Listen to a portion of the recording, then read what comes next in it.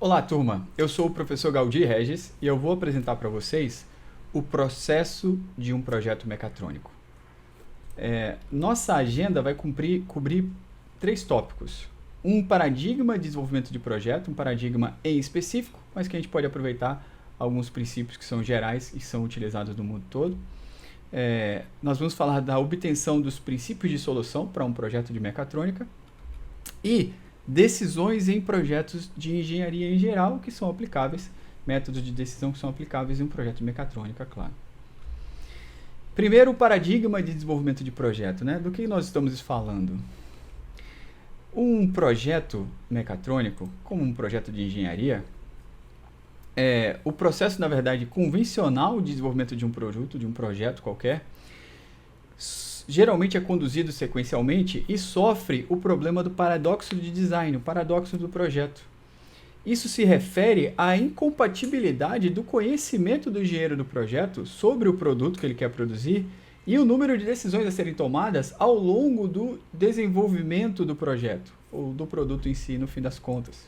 Então esse gráfico aqui mostra pra gente que logo no início, o projetista ele tem um conhecimento do produto que ele quer entregar muito baixo. Na verdade, ele está começando a conhecer qual é a ideia do produto inicialmente, quais são os principais requisitos, quais são as necessidades do cliente, do produto em geral, e tomando decisões, ele precisa tomar diversas decisões de especificação para esse projeto. Todas essas decisões iniciais são necessárias para que o projeto comece a andar, mas ao longo do tempo, o conhecimento do projetista começa a aumentar em relação ao projeto, à definição específica do projeto que tem que ser construído, e na verdade a flexibilidade das decisões começa a diminuir porque várias decisões foram tomadas anteriormente. E isso num projeto convencional, num projeto sequencial convencional, onde já foram feitos vários compromissos iniciais que agora podem ser muito caros de serem alterados. Isso afeta o custo do desenvolvimento de um projeto. O custo do desenvolvimento de um projeto numa metodologia convencional, sequencial, ele acaba tendo esse custo menor no início de design e prototipação, mas as decisões tomadas aqui no início levam a custos altos na fase de testes, onde problemas são identificados, onde insatisfações são definidas, onde coisas imprevistas acontecem.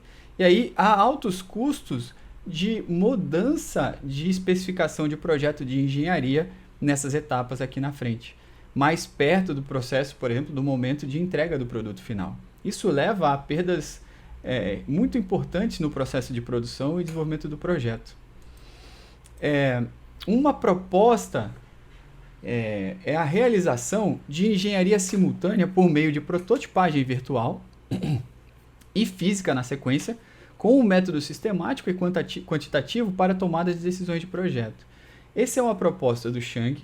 Essa proposta ela bate com outras metodologias de desenvolvimento de projeto e com a filosofia original do desenvolvimento de um projeto mecatrônico. Um projeto mecatrônico parte do princípio que as definições de projeto têm que ser feitas em integração total entre as engenharias envolvidas, com as tomadas de decisões sendo feitas pelas perspectivas de engenharia eletrônica, engenharia mecânica, engenharia de controle. Essa ideia do Chang permite com que a gente faça, especialmente falando da prototipação virtual, com que a gente tenha muita flexibilidade no início para tomada de decisão e mantenha essa flexibilidade de tomada de decisão ao longo do tempo, enquanto o nosso conhecimento sobre o produto final, sobre o projeto final vai aumentando. O projeto eletrônico, na verdade, como ele é muito fácil de ser alterado e ser relativamente fácil de ser alterado e ser reespecificado, ele acaba permitindo com que a gente continue tendo flexibilidade para tomar as decisões. Isso antes de partir para um protótipo físico e um projeto definitivo de produto. A ideia é usar prototipação virtual ao máximo possível, ao máximo dentro das competências de uma equipe de desenvolvimento. Essa ideia é implementada tem realizações próprias dentro de empresas diversas por aí afora, em níveis diferentes, né? Prototipando mais ou menos no ambiente virtual, mas quanto mais melhor. Esse tipo de ideia permite com que o custo de prototipação virtual, da metodologia de desenvolvimento usando projeto eletrônico ou projeto usando projeto virtual, prototipagem virtual, faz com que o custo de mudança de especificações de projeto seja menor e aconteça mais cedo, tornando o projeto um pouquinho mais previsível no tempo e nos custos. Um projeto convencional vai gastar mais dinheiro mais lá na frente, quando tiver muito compromisso já implantado em hardware, possivelmente. E aí você pode ter que dar passos. O projeto também leva mais tempo para ser executado, é mais complicado. A ideia é a gente aproveitar essa parte dessa metodologia aqui e justamente a filosofia básica do projeto de mecatrônica para inspirar-nos a levar essa experiência para a academia, dentro dos nossos projetos acadêmicos e, lógico, na indústria em geral. O paradigma do e-design, desse projeto eletrônico, é um conceito de projeto de produto realizado pela primeira vez em forma de modelo por engenheiros de projeto usando ferramentas CAD. Um conceito de projeto de produto feito com ferramentas CAD permite que tenha muita flexibilidade no processo de desenvolvimento. A gente parte de um princípio que é uma base de dados de conhecimento de engenharia, relativo à experiência do próprio projetista, em conjunto com conhecimento que possa existir numa base de dados de verdade. Várias indústrias e empresas podem ter uma base de conhecimento de soluções anteriores, de projetos anteriores que foram bem sucedidos ou mal sucedidos, mas isso acaba sendo uma base de conhecimento que você pode utilizar para qualquer projeto novo. A partir dessa informação inicial, você pode ter um projeto conceitual usando CAD, usando modelagem virtual, prototipação virtual, e dentro dessa prototipação virtual você consegue fazer análise de desempenho, consegue fazer análise de confiabilidade, de durabilidade desses equipamentos, de resistência desses projetos, e você consegue fazer análise de custo e de manufatura, de como esses projetos podem ser produzidos no mundo real. Todas essas perspectivas são viáveis e podem ocorrer simultaneamente, podem ocorrer concomitantemente no ambiente virtual de modelo de produto CAD. Na sequência, uma vez que esse produto esteja bem definido, bem especificado, bem amarrado e bem testado, você pode partir para uma prototipação física, que pode ou não ser muito bem sucedida. Se ela tiver qualquer problema, você pode dar um passo para trás e voltar para o modelo CAD, para revisar o modelo CAD. Se der tudo certo, você pode partir para teste de hardware mesmo. Então, a gente está falando de um produto mais... com um projeto final de produto e o produto implementado, as primeiras versões possíveis de entrega para clientes. E aí partir para inspeções reais com usuários, com clientes, com o seu cliente final, para ver se está tudo certo. Mas aí os seus maiores gastos, sua maior energia, seu maior tempo foi gasto num ambiente muito mais fácil de ser revisado. O paradigma do e-design acaba se cobrindo essa parte aqui, onde a gente faz o protótipo virtual, gasta muita energia no protótipo virtual, e dentro do possível num protótipo físico na sequência. As simulações e análise de desempenho, confiabilidade e fabricação do produto podem ser realizadas simultaneamente. Então, prototipação virtual, modelo paramétrico em CAD. O modelo paramétrico permite que os engenheiros de projeto explorem alternativas de projeto. O modelo de produto CAD é parametrizado pela definição de dimensões que governam a geometria das peças e por meio de recursos geométricos e estabelecimento de relações entre as dimensões dentro e fora das peças. Através do estabelecimento de dimensões e relações, alterações podem ser feitas simplesmente modificando alguns valores dimensionais, alguns parâmetros.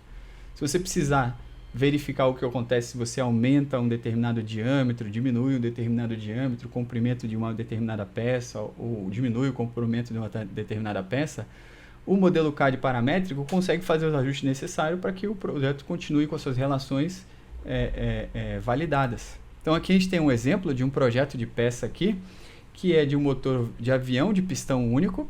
Esse projeto aqui em cima, ele tem um diâmetro específico dentro do pistão, pré-definido aqui, e a gente agora fez uma solicitação de mudança paramétrica para que o diâmetro interno desse pistão seja um pouquinho maior.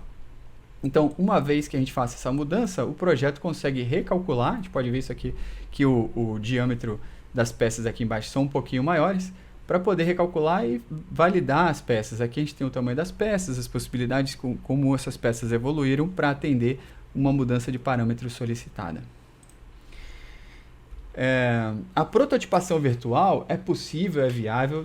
Eu vou apresentar alguns softwares para vocês, pagos e públicos, abertos, de software livre, que podem facilmente serem utilizados para fazer esse tipo de desenvolvimento.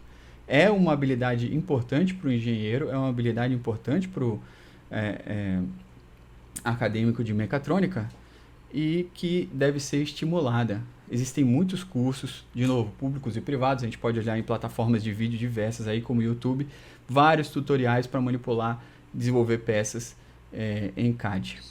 Eu vou dar algumas dicas na sequência, mas antes a gente vai falar de modelos de análise.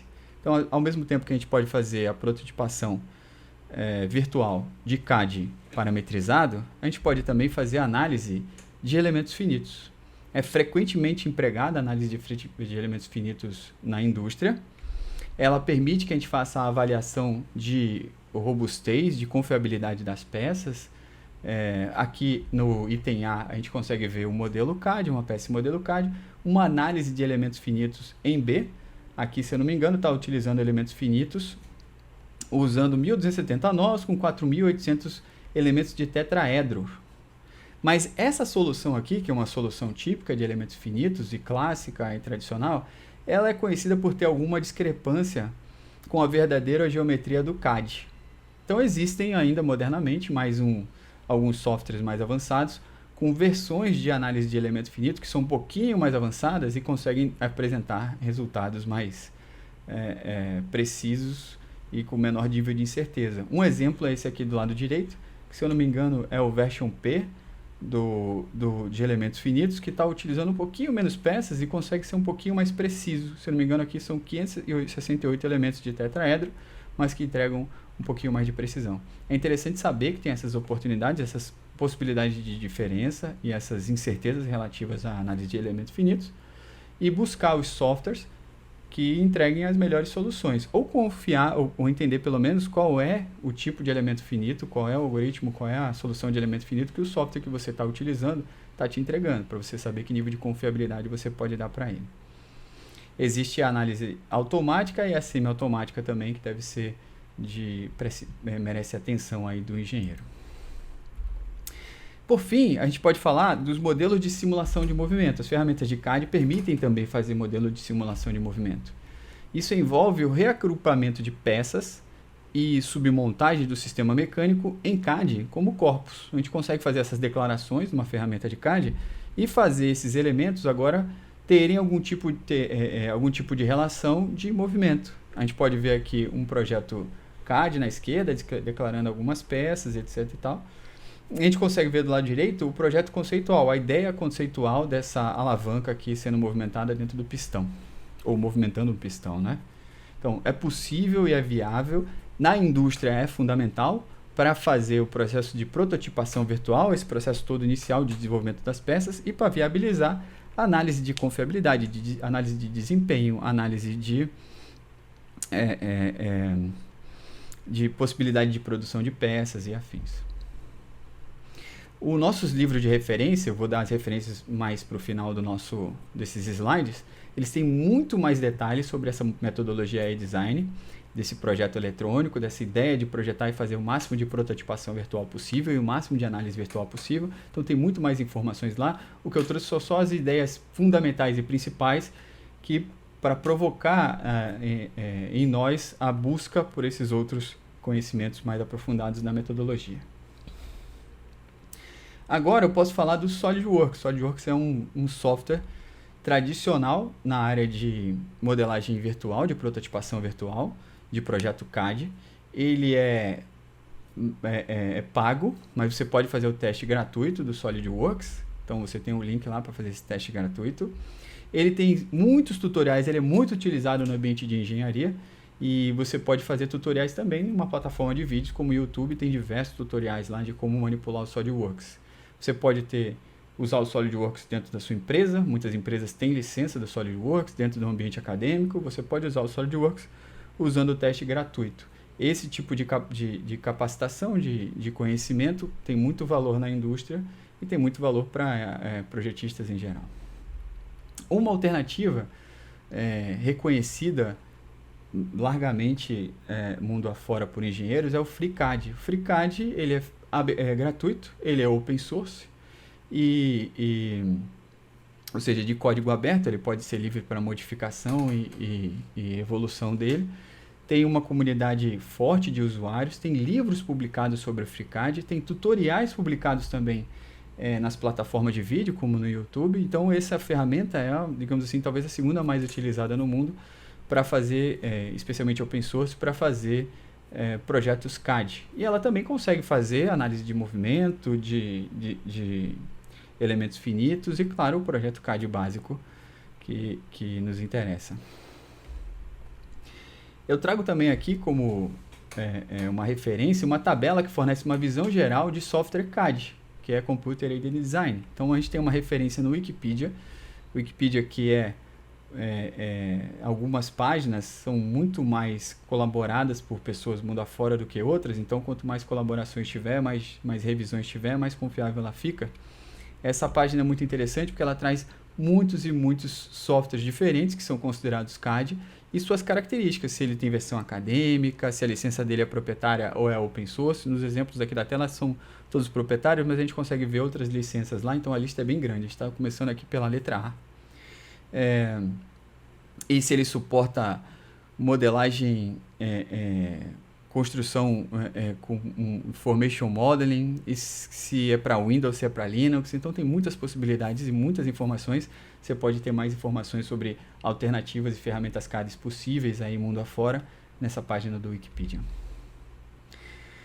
Quanto à modelagem, simulação e análise de sistemas dinâmicos, tipicamente é utilizado o Simulink. Simulink que é uma ferramenta de programação gráfica baseada em MATLAB para modelagem, simulação e análise de sistemas dinâmicos multidomínio. Multidomínio porque você consegue trabalhar com sistemas de temperatura, de pressão, de vazão, de movimento, de todo tipo que você puder modelar matematicamente, você consegue simular no Simulink.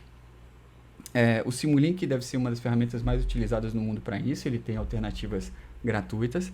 Ele parte do princípio daqueles bloquinhos de modelagem que a gente estava observando em outro momento, que vocês já podem ter visto em outro momento, de blocos de controle. Então você pode aplicar, fazer controle de malha fechada com facilidade, com simulação precisa, até com muitos exemplos de exercícios prontos que o Simulink oferece. É uma ferramenta paga, mas é de altíssima qualidade.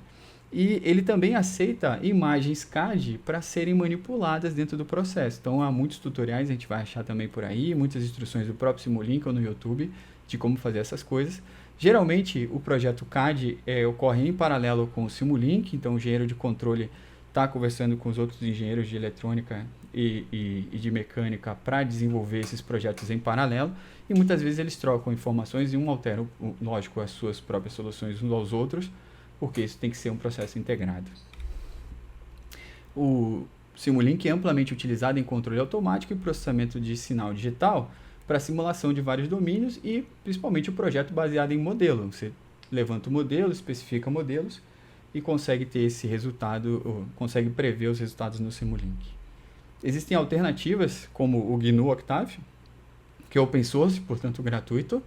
Tem o Scilab e tem mais informações, mais alternativas naquele link que vocês vão ter acesso nesse arquivo de slides, nesse PDF. Desenho de sistemas. Independente do Simulink, independente do CAD, os primeiros passos de um projeto mecatrônico podem ser simplesmente desenhar sistemas em modelos de bloco. Então aqui a gente tem um exemplo que a gente estava vendo de um sistema de controle básico, que tem uma unidade de controle, unidade de correção, um processo sendo monitorado, tem um dispositivo de medição e um comparador, né, para uma unidade de referência, um valor de referência, para gerar um sinal de erro. Esses bloquinhos aqui, eles não têm muito segredo, você não precisa de um software super aprimorado, e hoje em dia nós temos uma ferramenta como o www.draw.io, ou IO, que é uma ferramenta online, gratuita, livre para ser utilizada, que permite que você faça diagramas de bloco, diagramas de processo, diagramas de circuitos, diagramas de N outras coisas, inclusive o ML, inclusive esses diagramas de blocos com muita facilidade. Abriu a página, arrastou foi fazendo os seus blocos e foi fazendo o seu desenho. O início de um projeto mecatrônico, idealmente, deveria ser decompor o seu problema em subproblemas, especialmente orientados pela ideia de componentes de sistemas para fazer um sistema de controle. Então você pode fazer isso simplesmente desenhando com seus colegas, com seus outros projetistas, com os outros envolvidos, para ter uma ideia geral de onde vocês querem chegar. Decompor em subsistemas permite que se debata o projeto e permite trabalhar em paralelo no projeto, nesses pequenos componentes aí, em paralelo, mas de forma integrada, claro, né? Pois bem, agora nós temos que falar dos princípios ou da obtenção dos princípios de solução.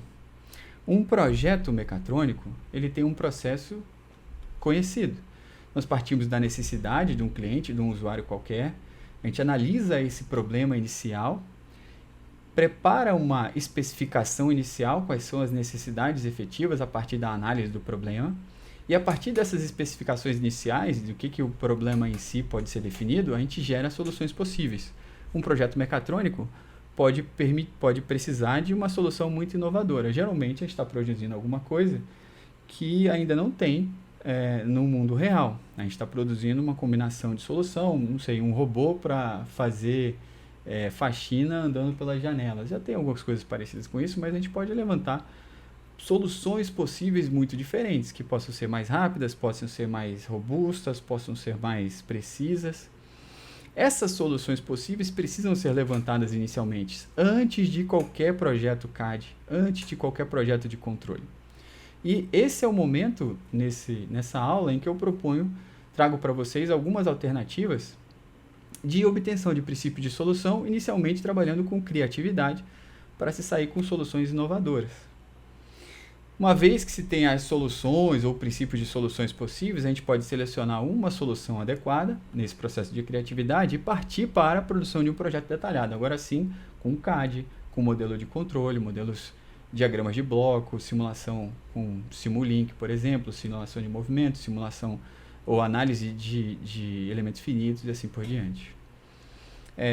Uma vez que o projeto esteja detalhado, bem definido, bem avaliado, bem simulado, aí sim, no mundo real, num projeto final de indústria, a gente passa para a produção de desenho de trabalho para efetivamente essas peças, esses componentes, esses produtos serem produzidos em escala. É um último estágio que a gente vai encarar melhor na indústria. Obtenção dos princípios de solução. A ideia é levantar um banco de dados de princípio de solução usando métodos de criatividade. Então, inicialmente, nós podemos utilizar, por exemplo, o brainstorming, método 635, lateral thinking, Synetics, vários outros métodos conhecidos e estão citados aqui nessa lista. Eu vou apresentar para vocês pelo menos 2 que podem ser úteis para a inicialização de um projeto acadêmico até um projeto de inovação, de implementação no mundo real mesmo. Então, por exemplo, o brainstorming. A ideia do brainstorming é que ele pode ser interpretado como um toral de palpite.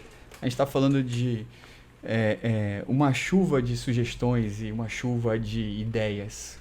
Então, brainstorming, brain significa cérebro e storm significa tempestade. A ideia é a busca de soluções para um problema, que a busca de soluções para um problema se processa em 2 tempos usando brainstorming. A busca de ideias, que a gente efetivamente vai utilizar com brainstorming, e depois a avaliação dessas ideias. Na verdade, o brainstorming se foca na parte da busca das ideias primeiro, a avaliação vem depois. É recomendado especialmente por uma equipe multidisciplinar, porque você precisa que perspectivas diferentes entrem em choque num primeiro momento, não efetivamente choque, mas contribuam no primeiro momento, sem entender idealmente qual é a perspectiva dos outros. Então, as recomendações são, para esse princípio de busca de ideias, procura-se o máximo de ideias possível. É proibido a crítica. Então, até porque é uma equipe multidisciplinar, como cada um tem uma perspectiva diferente, quem está falando alguma coisa deve ter seus motivos e suas razões da sua área de atuação para dar aquelas ideias. Mesmo a imaginação mais extravagante é bem-vinda, é importante, porque a partir de uma ideia que parece muito louca, pode vir uma ideia ainda mais louca e talvez até mais útil. Então a gente precisa deixar essas ideias chegarem. é preciso jogar com as ideias. Então, a gente está querendo trabalhar com o máximo de ideias e botar elas num grande pacote para depois a gente selecionar, fazer o nosso banco de dados de princípio de solução. Outra técnica muito utilizada de princípio de solução é a matriz morfológica. Então, eu tenho uma matrizinha ali do lado direito, vou explicar para vocês qual que é a ideia.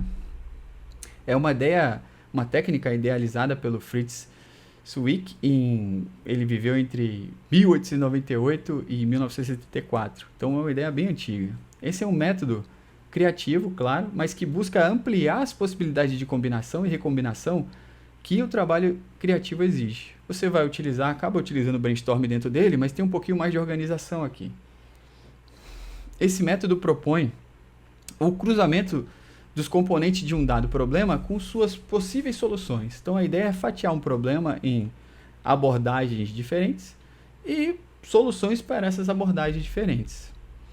Aqui eu vou exemplificar para vocês a criação do logotipo do Live Aid. Live Aid foi um evento de um festival de música destinado ao combate da fome na África. Ele aconteceu nos anos 2000, não lembro exatamente o ano.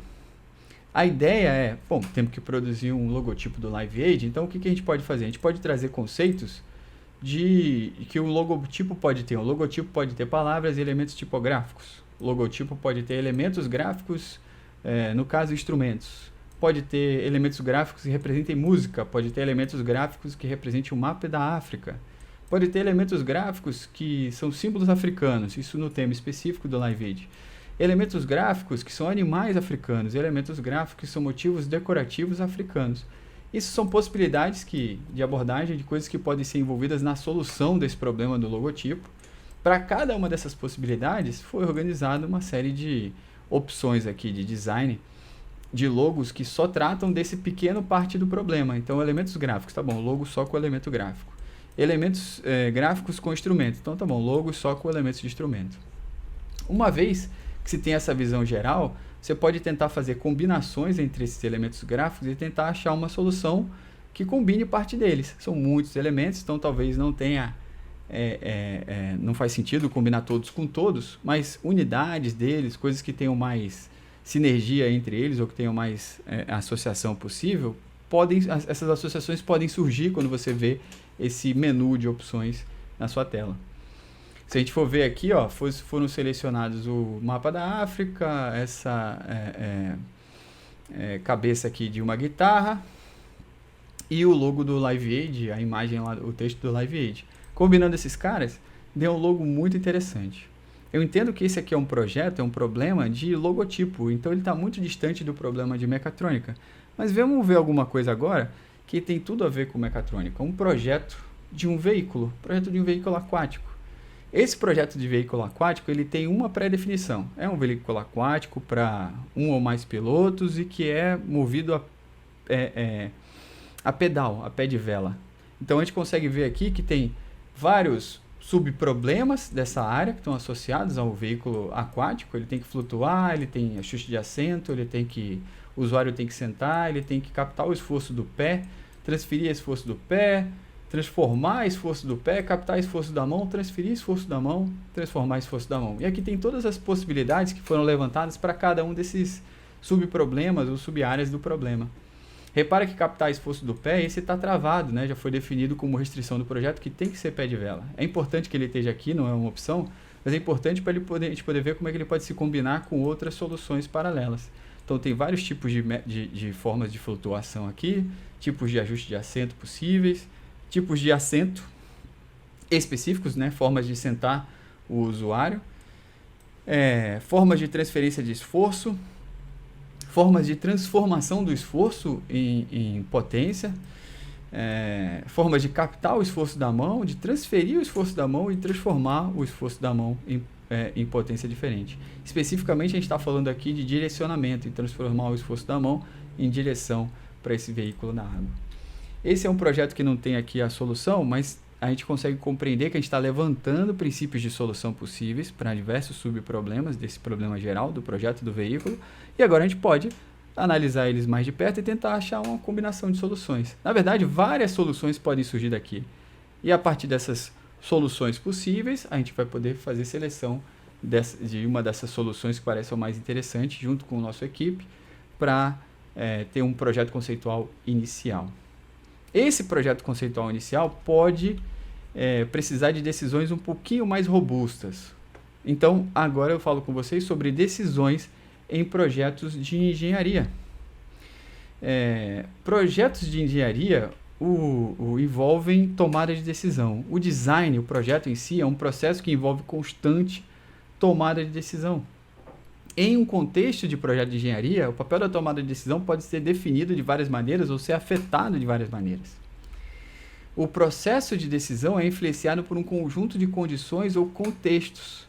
Alguns dessas condições ou contextos são mais controláveis que outras. Por exemplo, existe o contexto de negócio, que é o ambiente interno da empresa, que relativamente pode ser mais controlável do que o ambiente externo, que são condições de mercado e economia que a gente não pode controlar, a gente tem que simplesmente aceitar. Esses contextos vão influenciar no projeto de diversas formas. As decisões com impactos de longo prazo geralmente são irreversíveis após a implementação. Então a gente tem que ter muito cuidado com a tomada de decisão. O tomador de decisão deve analisar seriamente o contexto e o impacto das alternativas antes de chegar a uma decisão. A tomada de decisão, em alguns casos, tem que ser muito fria e calculista. Existe um grande número de decisões incrementais de curto prazo que podem relativamente ter um livre de risco em geral. Então a gente precisa analisar com frieza qual o contexto de determinada decisão, qual o impacto de determinada decisão, antes de se comprometer com uma escolha específica. De qualquer forma, sempre há incerteza na tomada de decisão. Sempre haverá incerteza na tomada de decisão. A incerteza vem em grande parte das entradas. Então, as entradas seriam as especificações do projeto, quer dizer, as especificações somos nós que definimos em tese. O nosso cliente, o nosso usuário, ele tem uma necessidade específica e a gente está tentando definir as especificações do nosso projeto. Um projeto acadêmico, ele já pode ter várias especificações pré-definidas, então essas entradas são certas. As outras são decisões que nós temos que tomar. Ajustes precisam ser feitos em resposta a fatores ou eventos de alta incerteza. Então, aí que nós temos o problema, é aí que mora o perigo. A gente precisa fazer esses ajustes e tomar com o máximo de precisão possível para não criar problemas para nós no futuro. Um outro problema é a incerteza, além da incerteza envolvida na tomada de decisão, as preferências ou a preferência do designer, do projetista, em escolher uma alternativa em detrimento à outra, desempenha um papel importante no projeto, especialmente ao lidar com problemas de design multiobjetivo. Então, muitas vezes, a responsabilidade fica por conta do projetista mesmo. A gente tem que atender diversas especificações de projeto, diversos objetivos que são geralmente concorrentes até. Então, um objetivo pode prejudicar o outro se a gente estiver maximizando um e a gente vai sofrer com o detrimento do outro. Então, a preferência do projetista em escolher uma alternativa em detrimento de outra desempenha um papel importante no design, especialmente ao lidar com problemas de design multiobjetivo. Em geral, as decisões são tomadas em diferentes níveis sob diferentes tipos de contexto. Já falamos de contexto antes, retornamos aqui. As tomadas de decisões podem ser de alto nível, a gente está falando de decisões tomadas para cenários ou contextos como organização da equipe, custo do produto, detalhamento do trabalho e fornecedores. Esses estão mais distantes, digamos assim, da solução final, mas a gente precisa se envolver nessas decisões. Existem as decisões de nível médio, que envolvem questões como requisitos de projeto, seleção de materiais, definição de subsistemas e componentes e processo de fabricação. E existem as definições de baixo nível, decisões de baixo nível. Um projetista determina os objetivos do projeto, a forma geométrica e as decisões dos componentes individuais e assim por diante. Objetivos específicos de cada componente. Então, isso é mais baixo, isso é mais específico. Ainda podem ser decisões que afetam outros componentes e outros objetivos específicos do projeto, mas começam a ter menos influência em soluções paralelas, em componentes paralelos. No entanto, podem ter e tem que se analisar com frieza. Existem muitos métodos que auxiliam na tomada de decisão. Esses métodos existem há várias décadas, foram desenvolvidos há várias décadas. Alguns são mais criteriosos, outros são mais ágeis. Alguns são mais rigorosos, alguns são mais ágeis e outros são mais rigorosos. Eu vou trazer aqui dois métodos. Um método mais ágil, que pode ser muito útil num projeto acadêmico e no início de um projeto mecatrônico qualquer, até da indústria. Uma opção um pouquinho mais rigorosa, mais inicial, em ser criterioso. E outras tantas opções vocês podem encontrar na literatura. O primeiro método que eu trago é o método da matriz de decisão. São usadas para definir atributos, pesá-los e somar adequadamente os atributos ponderados para fornecer uma classificação relativa entre alternativas. Explico. Antes de criar uma matriz de decisão, deve-se identificar um conjunto de opções de materiais e propriedades relevantes para os critérios de decisão. Especificamente no problema e exemplo que eu vou dar aqui, o conjunto de opções que nós temos são de materiais. A gente poderia ter um conjunto de opções de sensores, de atuadores e afins. Especificamente, a gente está falando aqui de materiais. Então, o problema que a gente vai encarar aqui é o problema de tubo de torque de avião. Os tubos de torque estão localizados na borda dianteira da asa do avião. E são 3 de cada lado. Os tubos estão sendo redesenhados nesse estudo de caso aqui para atender preocupações levantadas pelo depósito de manutenção. Os problemas são duplos. Primeiro, os tubos de magnésio atuais têm baixa resistência à corrosão, exigindo reparos frequentes. A gente pode ver aí na imagem. Em segundo lugar, os tubos de magnésio são atualmente feitos por fundição, o que é extremamente antieconômico, quando apenas uma pequena quantidade é necessária para a manutenção da frota de aeronaves existente. Os prazos de entrega eram excessivos ou são excessivos e o custo extremamente alto para adquirir os tubos. Portanto, é desejável fabricar os tubos usando um processo de usinagem em vez de fundição. O objetivo, então, é escolher o melhor material possível para substituir os tubos de magnésio, a fim de aumentar a confiabilidade do produto e reduzir o tempo de fabricação, entre outros critérios do projeto. Então, o que nós temos aqui, meus amigos, é uma tabela de materiais alternativos que podem ser utilizados para substituir o material que é utilizado agora para esses tubos de aviação, tubos de torque. Então, as opções que nós temos aqui são, por exemplo, o próprio magnésio, que está sendo utilizado agora, titânio, aço. Temos 2 tipos de alumínio diferentes.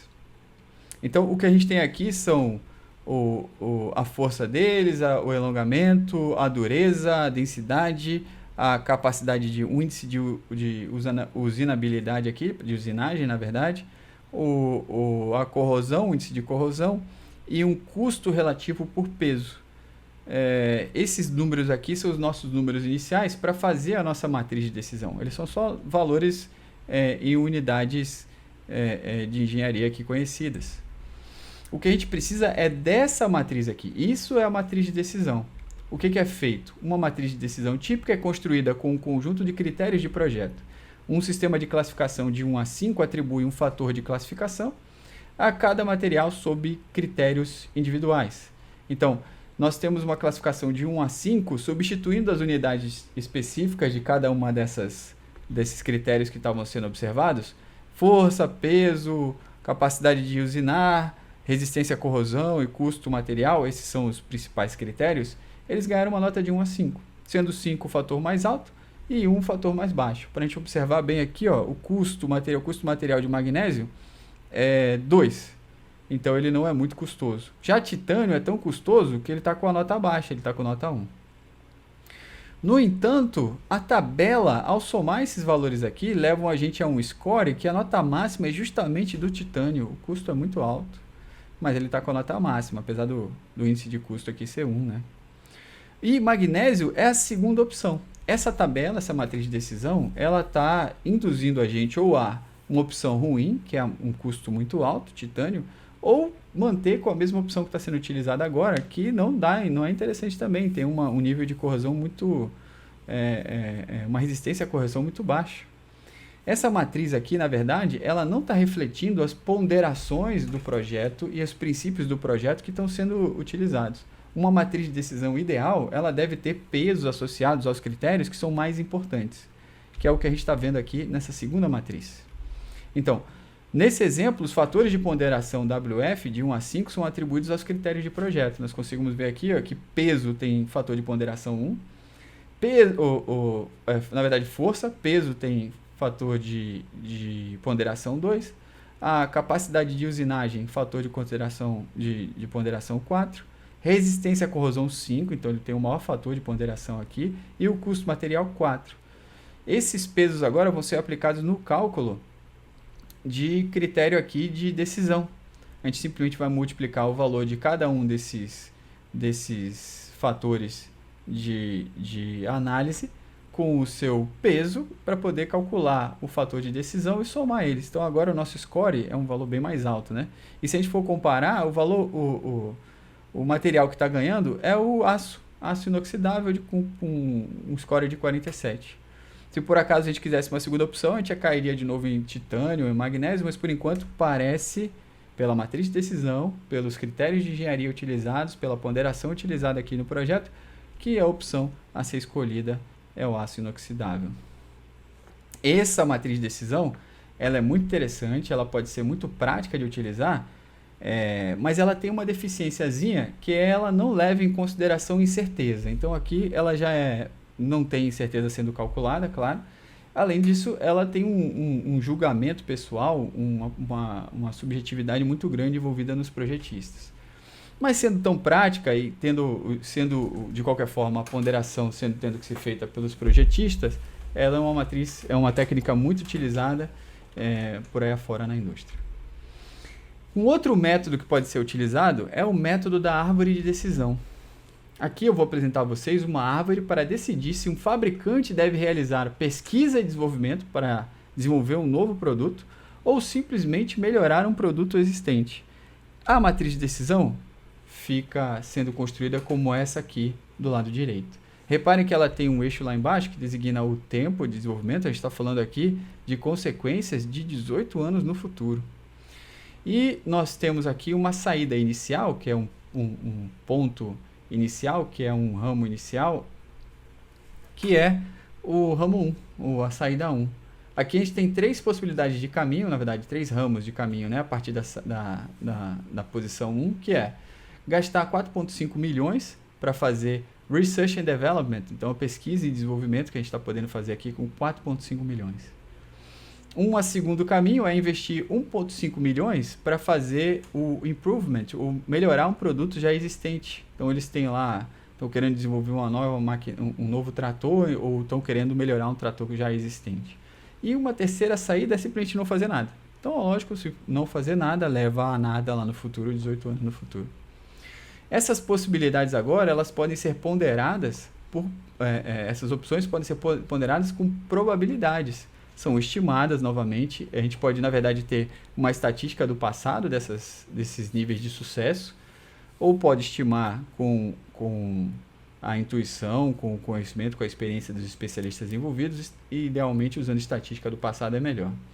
Então, nessa ideia aqui de pesquisa e desenvolvimento, a chance de sucesso é de 50%.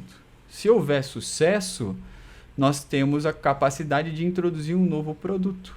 Esse novo produto agora, ele pode ser abandonado e levar a nada, perder o seu dinheiro.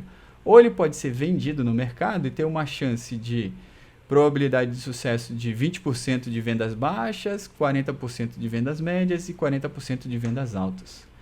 Falando da probabilidade de vendas médias, a gente pode ter aqui 4,8 milhões de faturamento no futuro com um investimento de 4,5 milhões. É interessante, mas a gente está falando de uma probabilidade de 50% vezes uma probabilidade de mais de 40% aqui. Existe o caminho da falha, né? 50% é falha, a gente pode levar a um novo evento aqui que a gente é obrigado a fazer um investimento de 1,5 milhões a mais para aumentar as chances de sucesso. Só que um investimento como esse no futuro, depois de uma falha, tem uma chance baixa de sucesso estatisticamente, então 30% de chance de que vai dar certo esse investimento extra aqui, e aí a gente pode fazer a introdução do produto atrasado no futuro, e ele pode ter vendas altas, médias ou baixas, ou ser abandonado. A gente também tem a chance de falha e abandonar o projeto. No caminho da melhoria do projeto, né, investir em um projeto anterior melhorando ele, a gente tem 80% de sucesso, que leva ao evento de introduzir o produto no mercado ou abandonar. Introduzir o produto no mercado tem 50% de chance da gente ganhar 2 milhões. Olha só, o lucro aqui parece mais interessante, né? Com 80% de chance, depois 50% de chance, mais 2% de chance, a gente tem aqui, parece aqui mais confiável, mais seguro, né? É um problema que o resultado da pesquisa e desenvolvimento de novos produtos seja tão arriscado para essa empresa aqui, e parece que o caminho de investimento num produto anterior para melhorar o produto anterior parece mais seguro e dá mais lucro. É um problema para nós. Esse método da árvore de decisão aqui, ele pode ser utilizado aqui especificamente para investimentos, mas a gente pode estar falando de custos de investimento em um projeto mecatrônico, para tomada de decisão. A gente vai investir em que materiais, a gente vai investir em que motores, em que válvulas, em que sensores. Isso tudo pode levar a maior sucesso ou menor sucesso no projeto. No nosso livro de referência, que eu vou citar em seguida, você tem mais detalhes de como implementar o método da árvore de decisão e como resolver ele para fazer uma tomada de decisão mais segura, considerando as probabilidades envolvidas aqui. Além disso, na nossa referência de teoria de decisão, envolve outros métodos ainda mais criteriosos e mais seguros, que vão avaliar mais critérios possíveis. Convido vocês a olhar essas referências aqui. Nós temos como primeira referência, falando de mecatrônica em geral, o livro do Bolton. É um livro da Pearson, 7ª edição já, super revisado, de 2019. Nós temos como segunda referência o Chang, o Design Theory and Methods Using CAD/CAM, uma referência de 2014. Esse especificamente tem teoria de decisão, teoria de design, que a gente estava analisando aqui algumas referências dele. Temos o livro do Chet e do Koch, o Mechatronic System Design, como referência de 2011. Por fim, o livro do Rosário, do João Rosário, Princípios de Mecatrônica, referência de 2004. Muito obrigado por terem acompanhado essa aula, espero que tenha sido instrutivo. Se vocês tiverem dúvidas, tiverem perguntas, vocês podem fazer para mim. E a gente se vê no próximo vídeo.